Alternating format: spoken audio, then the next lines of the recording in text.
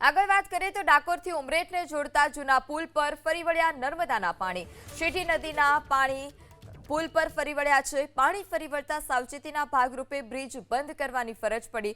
ડાકોરથી પસાર થતી શેઠી નદીમાં પાણીની ભારે આવક છે। સાર્વત્રિક વરસાદના કારણે નદી નાળામાં નવા નીર આવ્યા, તેવી જ રીતે ગળતેશ્વર તાલુકો અને ઠાસરા તાલુકામાંથી પસાર થતી શેડી નદી અને શેડી નદીમાં નવા નીર આવ્યા છે।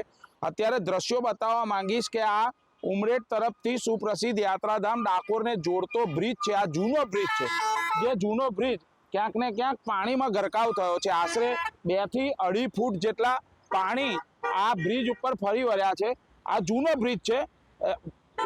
તંત્ર દ્વારા વૈકલ્પિક એક નવો બ્રિજ પણ બનાવવામાં આવ્યો છે, જે બ્રિજ અત્યાર સુધી માત્ર ને માત્ર ડાકોરથી ઉમરેઠ તરફ જનારા વાહન ચાલકો જ ઉપયોગ કરતા હતા, પરંતુ આ બ્રિજ જે છે તે જૂનો બ્રિજ પાણીમાં ગરકાવ થયો છે, માટે અત્યારે આ નવો બ્રિજ જે છે તે વાહનની અવર જવર માટે શરૂ કરી દેવામાં આવ્યો છે।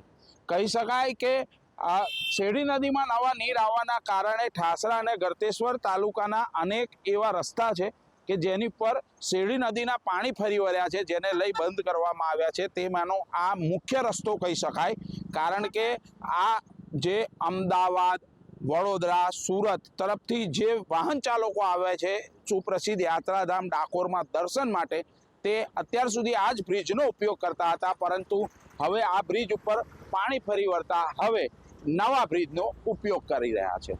જલ્પેશ પટેલ, ABP અસ્મિતા, ડાકોર।